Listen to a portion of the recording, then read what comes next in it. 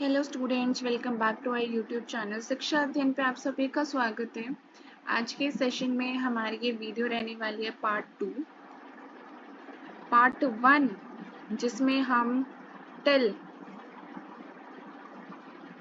यहाँ तक हम कर चुके हैं। लार्ज इंटेस्टाइन तक हम फर्स्ट पार्ट में हम यहाँ तक कर चुके हैं। अपना ये कवर यहाँ तक हम पार्ट 1 में कर चुके हैं।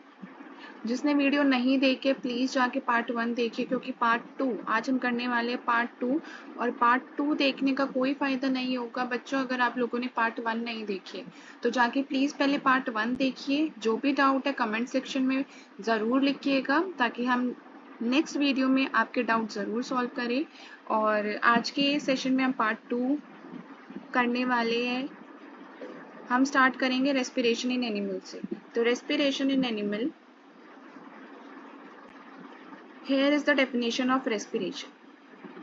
The process by which nutrients are converted into usable energy is known as respiration. So respiration is the process जिसमें हमारी जो nutrients हैं वो किस में कन्वर्ट होते हैं यूजेबल एनर्जी में, जिसे हम respiration कहते हैं। ओके, बहुत सारे न्यूट्रिएंट्स ऐसे होते हैं जो हमारे रिपेयर, हमारे ग्रोथ में हेल्प करते हैं, लेकिन जैसे दूसरे कुछ न्यूट्रिएंट्स हो गए जैसे लाइक शुगर, वो ब्रोकन डाउन होते हैं हमारी बॉडी में अंदर, जिसकी वजह से एनर्जी रिलीज होती है। ठीक है, तो जो न्यूट्रिएंट्स हो गए वो किस में हेल्प करते हैं? बिल्ड में, रिपेयर में, ग्रोथ में हेल्प करते हैं। और बाकी के जो रह गए लाइक शुगर रह गया, शुगर जो होता है हमारी बॉडी में ब्रेक डाउन होके क्या देता है हमें? क्या देता है वो हमें? एनर्जी। ठीक है, वो हमारी बॉडी को एनर्जी प्रोवाइड करता है शुगर ब्रेक डाउन होके। ठीक है, हमारी बॉडी के अंदर। और फिर उस प्रोसेस को जिसमें न्यूट्रिएंट्स कन्वर्ट होके या ब्रेक डाउन होके टूट के कुछ यूजेबल एनर्जी देते हैं, that is known as respiration. Respiration in humans, you know that we breathe in, inhale. Breathe in को हम क्या बोलते हैं? इनहेल, सांस लेना। ब्रीथ आउट मीन्स एक्सेल, सांस छोड़ना। Air continuously to obtain oxygen and release carbon dioxide. आप सभी को पता है जब हम इनहेल करते हैं तो कौन सी गैस इनहेल करते हैं? Oxygen, O2। और जब एक्सेल करते हैं तो कौन सी गैस रिलीज करते हैं? CO2। आप सभी को मुझे बताना है कि जो प्लांट्स हैं, ये आप लोगों का होमवर्क क्वेश्चन, आप लोगों को कमेंट सेक्शन में बताना है कि जो प्लांट्स हैं वो कौन सी गैस इनहेल करते हैं एंड कौन सी गैस एक्सहेल करते हैं। ठीक है, next one is how do we breathe, हम कैसे ब्रीथ करते हैं। The process of inhaling, inhaling means inhale करना, breathe in. Exhaling air means breathe out, exhale is called breathing. ठीक है, तो इस प्रोसेस को हम क्या कहते हैं? इनहेलिंग, एक्सहेलिंग एयर वाले प्रोसेस को breathing. It is difficult to live without food for a week, without water for a day और 2, but without breathing we usually cannot survive more than a few minutes. आप सभी को पता है कि बहुत मुश्किल होता है बिना खाना खाए 1 हफ्ते तक रहना, बिना पानी पिए 1 दिन या फिर 2 दिन तक रहना, लेकिन अगर आप बिना सांस के तो कोई भी नहीं रह सकता। क्यों? क्योंकि it is impossible to survive without breathing more than a few minutes. आप 1 मिनट से भी ज्यादा बिना सांस के आप नहीं सर्वाइव कर सकते। ठीक है, वाई इज दैट, ऐसा क्यों है? All of us are alive because we breathe, हम जिंदा ही इसीलिए क्योंकि हम सांस ले रहे हैं। ठीक है, not just human, plants and other animals also breathe. हम ही नहीं, प्लांट्स, एनिमल्स भी ब्रीथ करते हैं। Just as food follows a specific pathway in the digestive system, our body also has a specific system for breathing and respiration. This system is called respiratory system. That means जैसे food का हमने पूरा digestive system और alimentary canal का पूरा हमने journey देखी है कि कैसे एक स्पेसिफिक पाथवे से वो माउथ से शुरू होके एक्सक्रीशन तक उसका एक पूरा प्रोसेस रहता है डाइजेस्टिव सिस्टम में हमारी बॉडी में। तो ऐसे ही एक ब्रीथिंग और रेस्पिरेशन के लिए भी एक स्पेसिफिक सिस्टम होता है। ठीक है, ब्रीथिंग और रेस्पिरेशन के लिए भी एक स्पेसिफिक सिस्टम होता है और इस सिस्टम को हम बोलते हैं respiratory system. The respiratory system consist of various part, और रेस्पिरेटरी सिस्टम बहुत सारे पार्ट्स को कंटेन करता है। In this system the exchange of gases follows a specific pathway और इस respiratory system में exchange of gases होती है. क्या होती है? Exchange of gases होती है. The pathway through which the air is inhaled and exhaled involve various parts of the respiratory system assisting in the process of breathing and respiration. So इसी pathway से बहुत सारी चीजें exchange of gases होते हैं like inhale, exhale, ये सारे process इसी में involve होते हैं. अब हम सारी चीजें discuss करेंगे. लाइक ये हमारा ह्यूमन रेस्पिरेटरी सिस्टम है, ठीक है. नोस्ट्रिल से हम क्या करते हैं? ऑक्सीजन इनहेल करते हैं. दिस इज वेंट पाइप, ये एल्वियोलाई है, ये हमारा लेफ्ट लंग है, ये हमारा राइट लंग है. Sorry, this is right, this is left lung. Rib cage, ये आपको वाइट ऐसे ऐसे ये रिब केज होते हैं. और डायफ्रैगम, ये डायफ्रैगम होता है. हम ये सारी चीजें डिस्कस करने वाले हैं, ठीक है. The respiratory system begins with a pair of nasal opening called nostrils. तो सबसे पहले जो respiratory system है वो कहाँ से begin होता है? nasal opening से start होता है. जैसे ये हमारे जो nostrils होते हैं ना, यहाँ से start होता है, through which we inhale और exhale air, जिससे हम air को exhale करते हैं and inhale करते हैं, ठीक है. एक्सेल इनहेल प्रोसेस यहीं से शुरू होता है, यहीं से बिगिन होता है through our nostrils. The inhaled air passes into a pair of small passage called nasal passages. तो जो इनहेल्ड है, जैसे हमने ऑक्सीजन को इनहेल किया, अब वो कहाँ से पास होगी? Into a pair of small passage, छोटे छोटे पैसेज में वो पास ऑन होगी, जिसको हम बोलते हैं नसल पैसेजेस, ठीक है. ये होते हैं नसल पैसेज, ठीक है. छोटे छोटे पैसेजेस होते हैं जहाँ से हमारी जो ऑक्सीजन है वो पास ऑन होती है, तो इनको हम नसल पैसेजेस बोलते हैं. Have you noticed tiny hair? Have you noticed tiny hair inside your nostrils? These hair along with mucus help trap dust and dirt from the air we breathe in.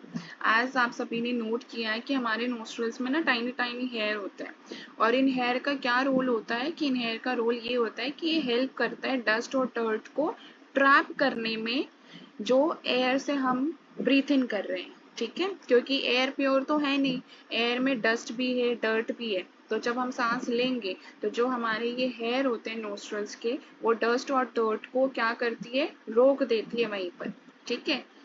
This is why we should breathe through the nose and not through the mouth. इसलिए this is the reason कि we should, कि हमें कहाँ से breathe करना चाहिए? Through our nose, not through our mouth. हमें अपने मुंह से सांस नहीं लेनी चाहिए, हमें अपने नोज से सांस लेनी चाहिए, ठीक है. From the nasal passages, the air reaches our lungs. तो nasal passages से air हमारे lungs तक आ गई, ठीक है. ये आप लोगों के lungs तक आ गई. अब through the windpipe, किससे आती है? windpipe से. ये है windpipe, ठीक है. यहाँ से nasal passages से आई air और हमारे windpipe से कहाँ गई? lungs में. The windpipe forms two branches. windpipe दो branches में है, ये one and ये second. Which enters the two lung, जो किस में एंटर करती है? two lungs में.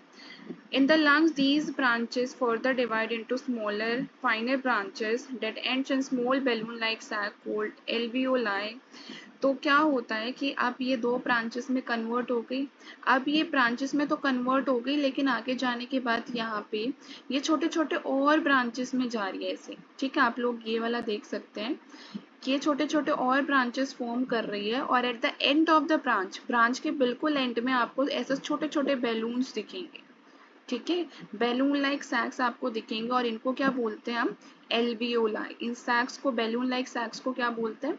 Alveoli, okay. Alveoli. Our lungs are protected by rib cage. हमारे लंग्स को कौन प्रोटेक्ट करता है? ये रिब केज, ठीक है. ये रिब केज हमारे लंग्स को प्रोटेक्ट करते हैं. Got it?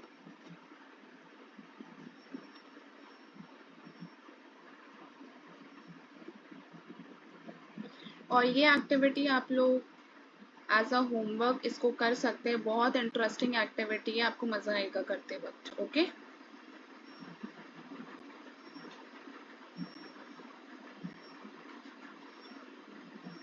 नाउ नेक्स्ट हम करते हैं स्टार्ट यहाँ से, ठीक है. व्हेन यू ब्रीथ इन, क्योंकि मेन आपका जो पेपर में आ सकता है एग्जाम पॉइंट ऑफ व्यू से, ये चीज बहुत इंपॉर्टेंट है। आपसे प्रोसेस पूरा एक्सप्लेन करने के लिए पूछ सकते हैं कि हाउ रेस्पिरेशन अकर्स। ओके, आप ये डायग्राम भी ड्रॉ करके दिखा सकते हैं, एक अच्छा इंप्रेशन पड़ता है। और व्हेन यू ब्रीथ इन, जब आप सांस अंदर लेते हैं, तो ये इनहेलेशन का है, आपको ये वाला देखना है सबसे पहले, ठीक है। आप अभी इस चीज को अवॉइड करो, एक्सहेलेशन को, आपको इनहेलेशन देखना है। जब आप सांस अंदर लेते हैं, एयर इज ड्रॉन इन, तो वेंट पाइप से एयर अंदर आई, ठीक है। Next, your chest expands as the ribs move up and outwards. आप खुद भी करके देख सकते हैं ये चीज। अच्छा ठीक है, आपको क्या करना है, आपको एयर इनहेल करनी है। कीजिए सब लोग एयर इनहेल। आप लोग दो चीजें ऑब्जर्व करेंगे। सबसे पहले आप लोग चीज ऑब्जर्व करेंगे कि जो आपके रिप्स है वो मूव और आउटवर्ड्स, आपको बाहर की तरफ वो फील होंगे। आपके रिप्स हो रहे हैं फील आप लोगों को? अगर हो रहे हैं, अगर आप लोगों को ये चीज समझ आ रही है तो कमेंट सेक्शन में लिखिए कि यस।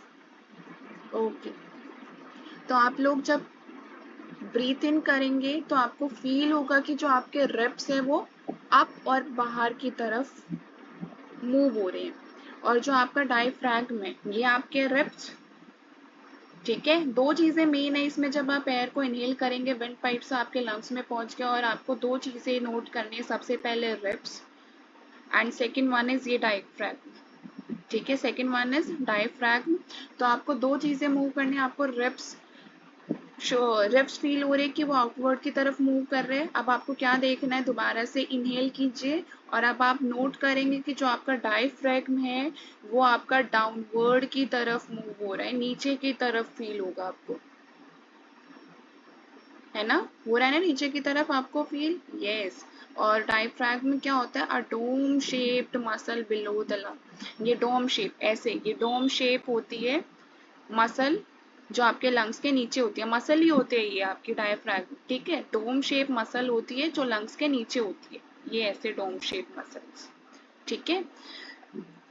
तो आप जब एयर को अंदर लेंगे, इनहेल करेंगे, तो दो चीजें आपको फील होंगी। आपका रिप्स जो है वो आउटवर्ड और अपवर्ड्स की तरफ आपको फील होंगी, ठीक है, अप एंड आउटवर्ड्स। और जो डायफ्रैग्म है वो आपको डाउनवर्ड्स की तरफ फील होगी, मूव करती हुई फील होंगे आपको।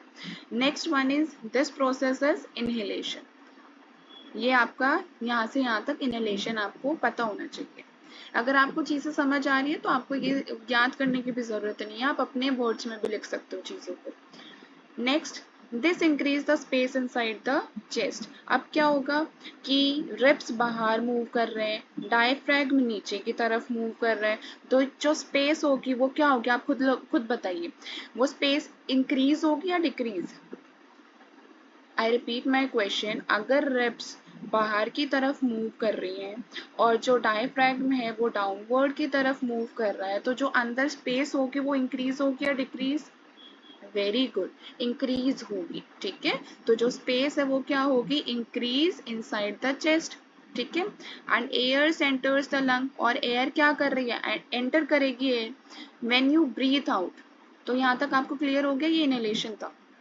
जब आप ब्रीथ आउट करेंगे, जब आप एयर को एक्सहेल करेंगे, छोड़ेंगे, जब आप सांस को CO2 छोड़ेंगे, तो जो रिप्स है, अब आप ये एक्टिविटी यहाँ पे आप खुद करेंगे। जैसे आपने इनहेलेशन की ऐसे ही अब आप एक्सहेलेशन की भी खुद करेंगे।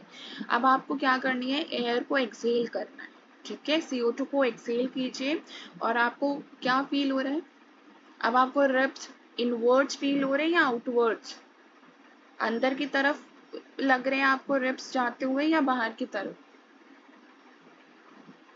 वेरी गुड, इनवर्ड्स, अंदर की तरफ। आपको आपके रिप्स कैसे फील हो रहे हैं, इनवर्ड्स। और डायफ्रैग्म, डायफ्रैग्म बताइए। यस, डायफ्रैग्म आपको अपवर्ड, ऊपर की तरफ जाते हुए फील हो रहा है, ठीक है। तो आपको इनहेलेशन में रिप्स आउटवर्ड्स और डायफ्रैग्म डाउनवर्ड, और एक्सहेलेशन में आपको डायफ्रैग्म ऊपर की तरफ और रिप्स अंदर की तरफ जाते हुए फील होगा।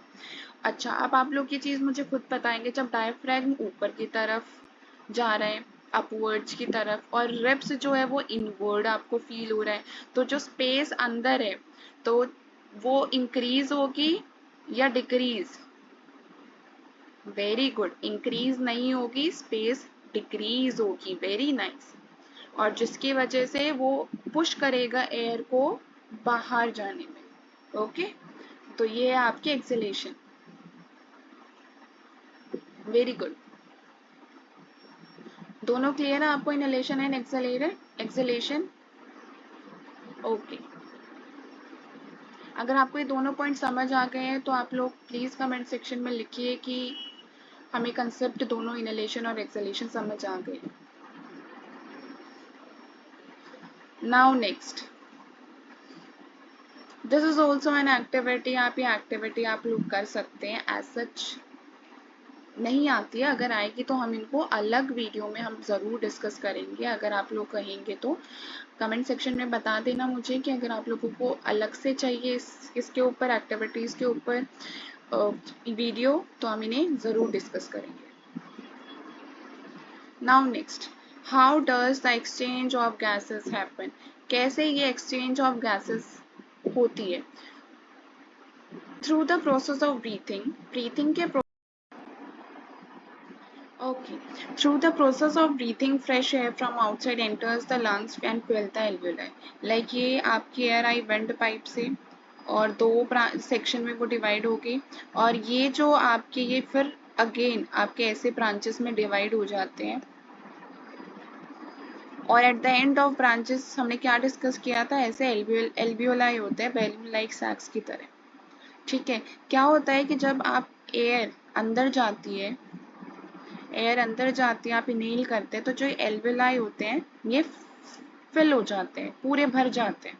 ठीक है, और जब आप एयर को CO2 को बाहर रिलीज करते हैं, एक्सेल करते हैं, तो ये जो एल्वेलाई होते हैं ये श्रिंक हो जाते हैं ऐसे।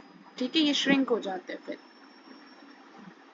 ठीक है, the alveoli have thin wall surrounded by fine tubes containing blood.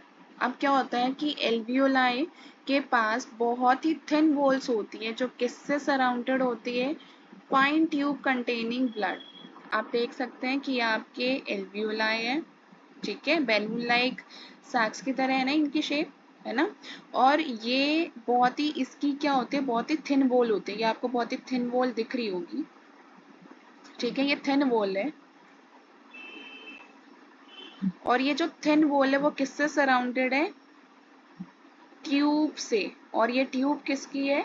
ये ट्यूब किसकी? ये ट्यूब है ब्लड की। ठीक है, ये ट्यूब किसकी है? ब्लड की। Blood carry CO2 from the body to the alveoli. Blood क्या करती है? वो CO2 कैरी करती है from the body to the alveoli. ठीक है, तो ब्लड क्या करेगी? CO2 कैरी किया पूरी बॉडी से, और कहाँ पहुंचा दिया? एल्वियोलाई को। Where it is released into the air, जहाँ पे फिर ये बाहर एल्वियोलाई से बाहर रिलीज हो जाती है। ठीक है, तो ब्लड क्या करेगा? कैरी करेगा CO2 को।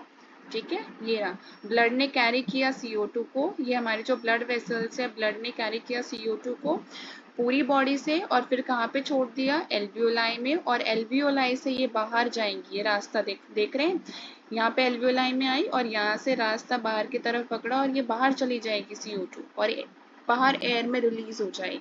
ठीक है, at the same time oxygen from the alveoli passes, और सेम टाइम पे ही अगर आप लोग इनहेल कर रहे हैं तो ऑक्सीजन अंदर आएगी एल्वियोलाई से, और एल्वियोलाई से जाने के बाद वो जहाँ कहाँ मिक्स हो जाएगी? हमारे ब्लड में। और जो ब्लड का काम क्या होगा कि वो उस ऑक्सीजन को पूरी बॉडी में ट्रांसपोर्ट करेगा। ठीक है, समझ आ गया आप लोगों को? बहुत ईजी है। Have you ever wondered how the food you eat gives you energy? The key is not only the food but also the oxygen we breathe. When we eat food, our body breaks it down into simple substance like sugar. आप लोगों का homework question ये है कि हमने पिछली class में, जिन्होंने पिछली क्लास देखी है उन्हें पता होगा कि जो हमारा सलाइवा है वो हमारे खाने को, स्टार्च को, क्योंकि हमारे फूड में स्टार्च प्रेजेंट होता है, तो वो स्टार्च को किस में कन्वर्ट करता है? आपको ये मेंशन करना है। Starch into saliva convert starch into dash. Comment section में आंसर लिखना आप सभी को। When we eat food, our body breaks it down. जब हम खाना खाते हैं तो हमारी बॉडी उसे ब्रेक डाउन करते हैं छोटे छोटे सब्सटेंसेस में, दैट इज शुगर और glucose. Oxygen helps break down glucose, और ऑक्सीजन हेल्प करती है ग्लूकोज को कि वो एनर्जी रिलीज करे। This process is called respiration. इसी प्रोसेस को हम रेस्पिरेशन बोलते हैं। The word equation of the respiration, और रेस्पिरेशन के प्रोसेस की जो वर्ड इक्वेशन है वो आपको यहाँ मेंशन है। देखिए, हमें क्या चाहिए, ऑक्सीजन चाहिए और ग्लूकोज चाहिए, और फिर वो किस में कन्वर्ट करेगा, CO2, वाटर और एनर्जी। ठीक है, वो CO2 रिलीज करेगा, वाटर और एनर्जी प्रोवाइड करेगा।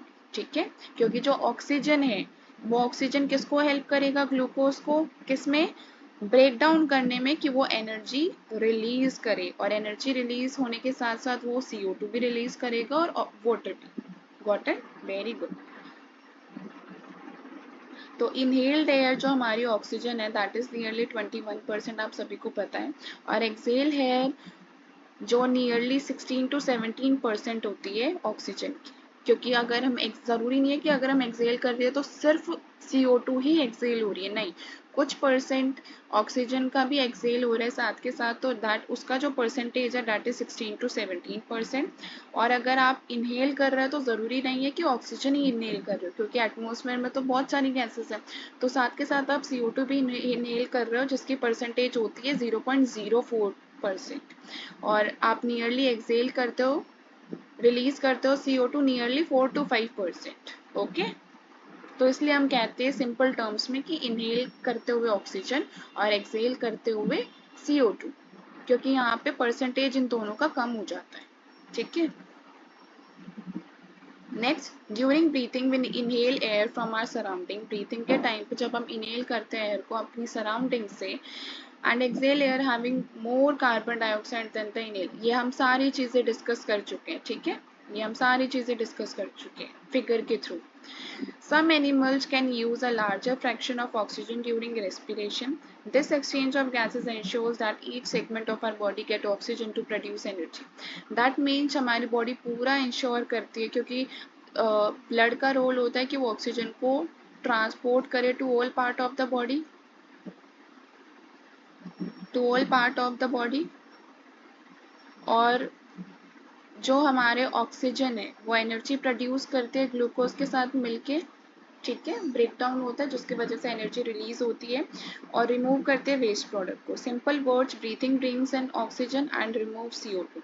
तो ब्रीथिंग का रोल क्या होता है कि वो ऑक्सीजन को लेकर आते हैं और CO2 को रिमूव करते हैं, while respiration uses oxygen to break down food. और रेस्पिरेशन का क्या रोल होता है कि वो ऑक्सीजन को यूज करती है ब्रेक डाउन करने के लिए फूड को, और एनर्जी रिलीज करती है। और ब्रेक डाउन फूड मीन्स क्या लिखोगे आप ब्रेक डाउन फूड में, ग्लूकोज, क्योंकि फूड में क्या होता है, ग्लूकोज। ठीक है, जिसको आप कार्बोहाइड्रेट भी बोल सकते हैं। ठीक है, और starch is also a type of carbohydrate. Starch is a type of carbohydrate. ठीक है, सो ये चीज आपको याद रखने की, ब्रीथिंग में आप ऑक्सीजन को ब्रीथ इन करते हो और CO2 को ब्रीथ आउट करते हो, लेकिन रेस्पिरेशन में आप क्या करते हो कि ऑक्सीजन को आप ग्लूकोज के साथ मिला के, उनका क्या रोल होता है, फिर वो ब्रेक डाउन करते हैं, ब्रेक डाउन ऑफ फूड, और क्या रिलीज करेंगे, एनर्जी। ठीक है, और वो एनर्जी फिर किस में हेल्प करेगी, वो एनर्जी हेल्प करेगी, 1 second,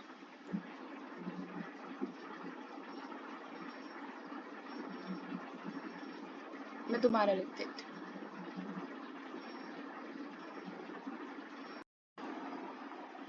Breathing is a physical process which while respiration is a chemical process. So आप लोगों को ये पता होना चाहिए डिफरेंस है बेटा, कि ब्रीथिंग और आपसे पूछ लेंगे कि रेस्पिरेशन में आपको डिफरेंशिएट करना है, और बहुत इंपॉर्टेंट टॉपिक है, हर बार पूछते हैं दोनों में डिफरेंस। ओके, इंपॉर्टेंट क्वेश्चन है, डबल स्टार मार्क कर लीजिए। पहला पॉइंट आप लोगों ने यहाँ से बना लिया कि जो ब्रीथिंग है वो brings in oxygen and removes CO2 while respiration oxygen को यूज करता है to break down the food means oxygen किसे यूज करता है, ग्लूकोज को, और फिर रिलीज करते हैं एनर्जी। ऐसे ही जो ब्रीथिंग है वो एक फिजिकल प्रोसेस है, और जो रेस्पिरेशन है वो एक केमिकल प्रोसेस है that occurs inside the body. तो ब्रीथिंग एक फिजिकल प्रोसेस कैसे है, क्योंकि हम ब्रीथ इन ब्रीथ आउट कर रहे हैं, ठीक है, और रेस्पिरेशन एक पूरा केमिकल प्रोसेस है जो हमारी बॉडी के अंदर हो रहा है। तो both the process are essential for the survival, और दोनों ही बहुत ज़रूरी है। तो ये आपका सेकंड पॉइंट हो गए।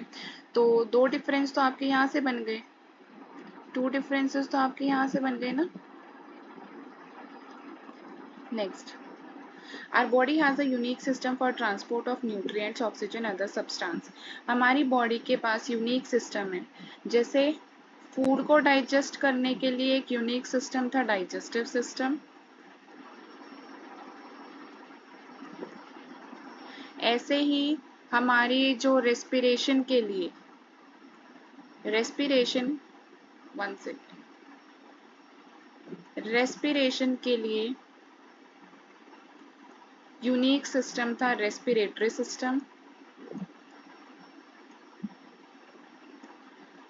और ये हम दोनों ही डिस्कस कर चुके हैं, डाइजेस्टिव सिस्टम और एलिमेंट्री कैनाल भी, और रेस्पिरेशन के लिए जो यूनिक सिस्टम था रेस्पिरेटरी सिस्टम, हम ये भी डिस्कस कर चुके हैं। अब ट्रांसपोर्ट ऑफ न्यूट्रिएंट्स, मतलब एक जगह से दूसरी जगह हमारी बॉडी में न्यूट्रिएंट्स, ऑक्सीजन और अदर सब्सटेंस को पहुंचाने के लिए भी यूनिक सिस्टम है, दैट इज सर्कुलेटरी सिस्टम। ठीक है। अब ट्रांसपोर्टेशन के लिए एक यूनिक सिस्टम है सर्कुलेटरी सिस्टम। ठीक है।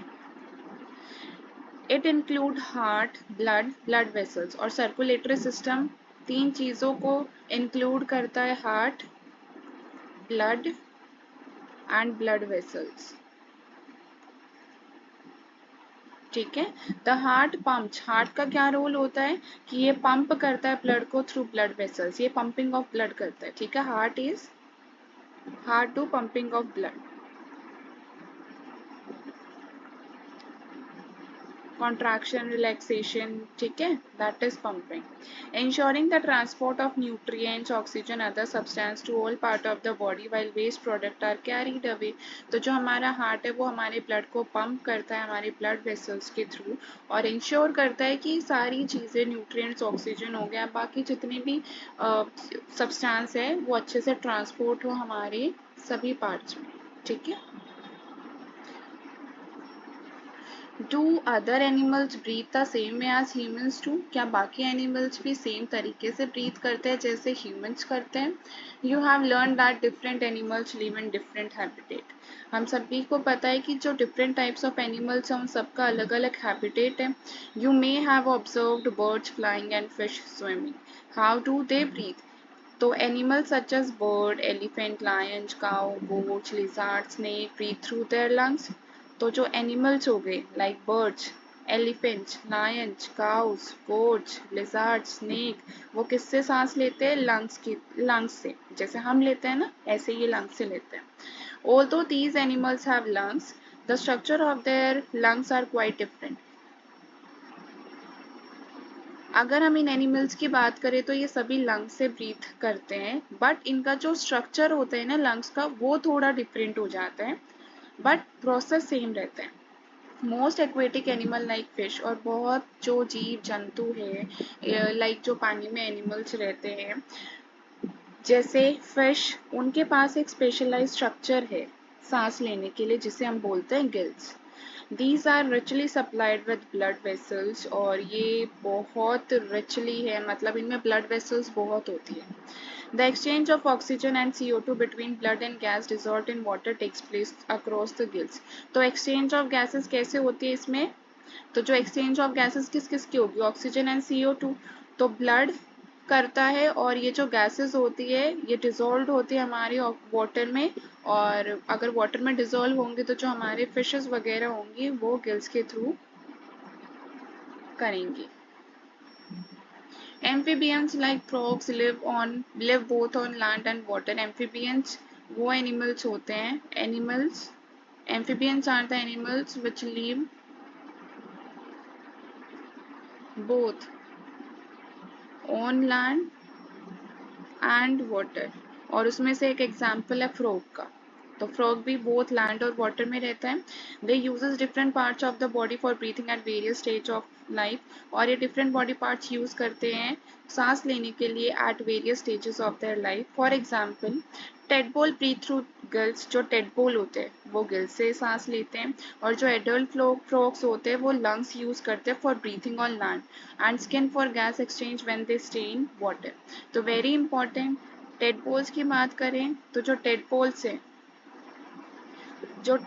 हैं टेडपोल्स ब्रीथ करते हैं गिल्स के थ्रू, ठीक है, और एडल्ट फ्रॉग्स ब्रीथ करते हैं अगर वो लैंड पे है तो लंग्स के थ्रू, अगर वाटर में है तो थ्रू स्किन, ठीक है, when stay in water. This adaptation helps them survive both on land and water, showing how animals have adapted over time to different environment. Earthworm कैसे करते हैं breathe?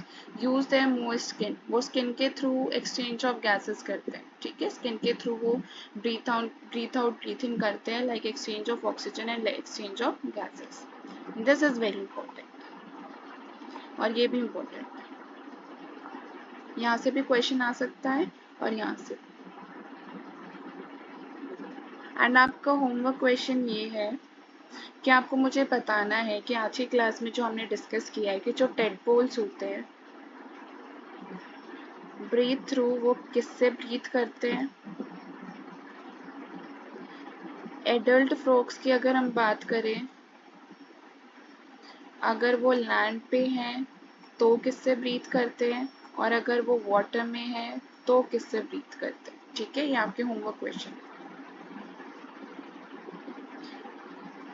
तो दैट्स इट, हमारे ये समरी आ गई है, और समरी हम फटाफट डिस्कस कर लेते हैं इन अ नटशेल, ठीक है। Life process such as, life process की बात करें तो nutrition, circulation, respiration, excretion, reproduction are essential for survival of living being. हम न्यूट्रिशन के बारे में पढ़ चुके हैं, that is component of food, carbohydrate, protein, mineral, fats, vitamin.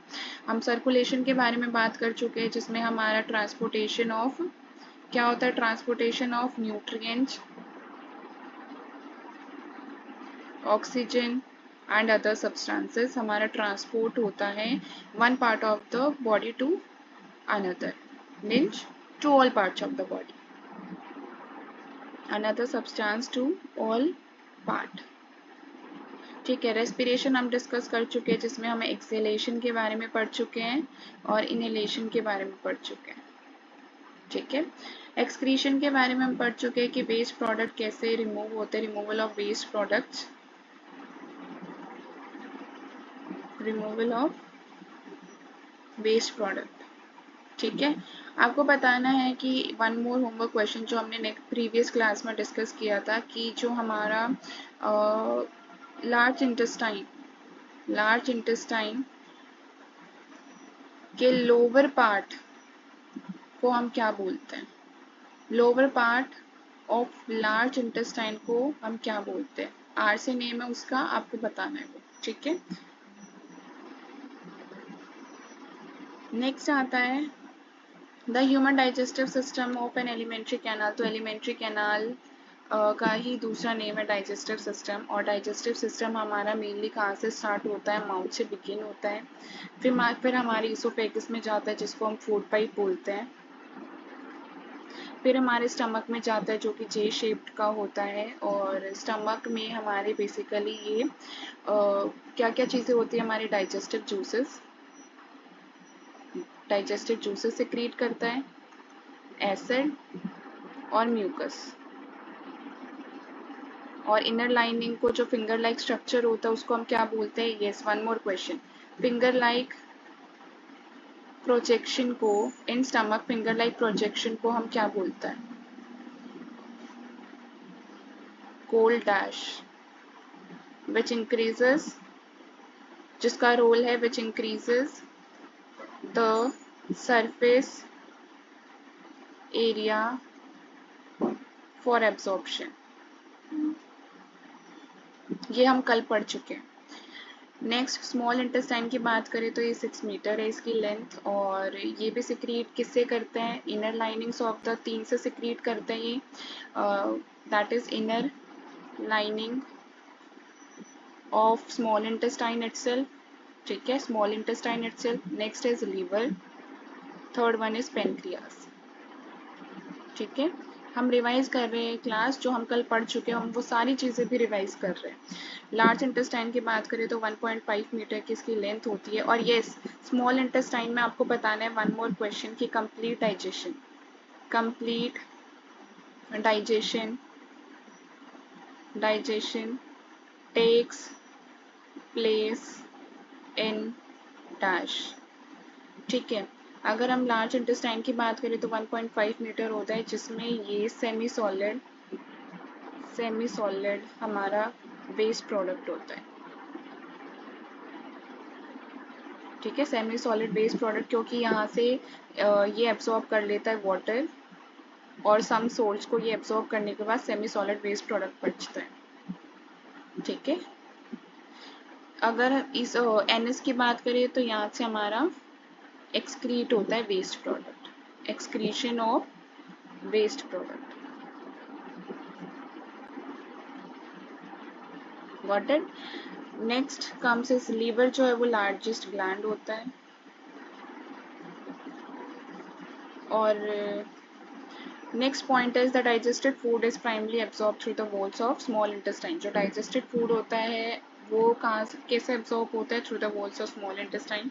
Nutrient absorbs are disturb through the blood to different parts of body where they are use for performing various function. और फिर absorb होने के बाद वो different body parts में पहुंचते हैं और वहाँ पे जाके वो अपना फंक्शन करता है। द लार्ज इंटेस्टाइन एब्जॉर्ब करता है most of the remaining water को एब्जॉर्ब करता है और कुछ सोल्ट्स को अनडाइजेस्टेड फूड से, और फिर वो किस में कन्वर्ट करता है? सेमी सॉलिड वेस्ट में, जो कहाँ स्टोर होता है?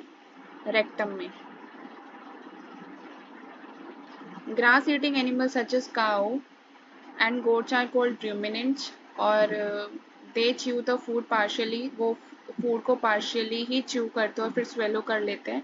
लेटर जो पार्शियली डाइजेस्टेड फूड होता है वो दोबारा से माउथ में आ जाता है, फिर एटलीस्ट वो 7 to 8 आवर्स च्यू करते हैं इसको डाइजेस्ट करने में। Breathing involves movement of air into lungs inhalation and out of lungs is exhalation। तो आप लोगों को मुझे ये बताना है कि इनहेलेशन में रिब्स केज की मूवमेंट क्या होती है और डायफ्रैगम की, और ऐसे ही आपको मुझे एक्सहेलेशन में बताना है कि इसमें रिब्स केज की मूवमेंट क्या होती है एंड डायफ्रैगम की। क्लास मैं चाहती हूँ कि आप लोग यहीं से सारी चीज़ें याद करके जाएं ताकि आपको कहीं भी समझने की ज़रूरत ना पड़े और आपके कंसेप्ट यहीं से रिवाइज होकर और यहीं से आप सारी चीज़ें लर्न करके जाएं। ठीक है, तो आपको ये सारी चीज़ों के जितने भी मैं क्वेश्चन पूछ रहे हैं आपको सबके आंसर्स कमेंट सेक्शन में लिखने हैं। The exchange of oxygen CO2 occurs in alveoli of the lungs. तो एल्वियोलाई के बारे में आपको पता है कि इनका स्ट्रक्चर कैसा होता है? Balloon like sacs। ठीक है, respiration and that is for exchange of gases. Use इसका रोल क्या है कि एक्सचेंज ऑफ गैसेस होती है। Respiration uses oxygen from inhaled air to break down glucose into CO2। तो रेस्पिरेशन में आप लोगों ने इक्वेशन पढ़ी थी ना, है ना, वर्ड इक्वेशन। आप लोगों को वर्ड इक्वेशन अपनी नोटबुक में लिखनी है। Word equation of the process of respiration आप लोगों को मेंशन करनी है। ठीक है, वेरी इंपॉर्टेंट है, बहुत इंपॉर्टेंट है ये। ठीक है, this is known as respiration की definition. Circulatory system transport nutrients oxygen to all parts of the body. Of circulatory system transportation का काम करते हैं। इसमें आता है हार्ट जो पंपिंग करता है, और हार्ट के साथ साथ जो है ये ऑक्सीजन न्यूट्रिएंट्स को डिलीवर करता है to all parts of the body. Breathing हमारा फिजिकल प्रोसेस है, रेस्पिरेशन हमारा केमिकल प्रोसेस है। ये आपको चीज़ पता होनी चाहिए, डबल स्टार मार्क कर लीजिए, बहुत ज़रूरी है। Different animals have different breathing mechanism adapt to suit their habitat। Different animals का different breathing mechanism है उनके habitat के हिसाब से। So हम next session में part 3 में हम discuss करेंगे क्वेश्चन आंसर। सारे क्वेश्चन आंसर हम डिस्कस करने वाले हैं और पार्ट 3 आने से पहले आप लोग प्लीज़ पार्ट 1 और पार्ट 2 जाके देखिए। और अगर कोई भी डाउट है तो आप कमेंट सेक्शन में मेंशन कर सकते हैं, सो डैट आप कमेंट सेक्शन में आपको अपने नेम एंड क्वेश्चन के साथ अपने डाउट लिखने हैं, सो डैट हम नेक्स्ट क्लास में आपका नेम और क्वेश्चन दोनों के साथ हम डाउट को सॉल्व कर सके। अगर किसी और बच्चे के भी डाउट होंगे तो उनके भी क्लियर हो जाए। ठीक है, आज के लिए इतना ही। अगर आपको क्लास अच्छी लगी है तो प्लीज़ लाइक शेयर सब्सक्राइब करना मत भूलिए। Thank you.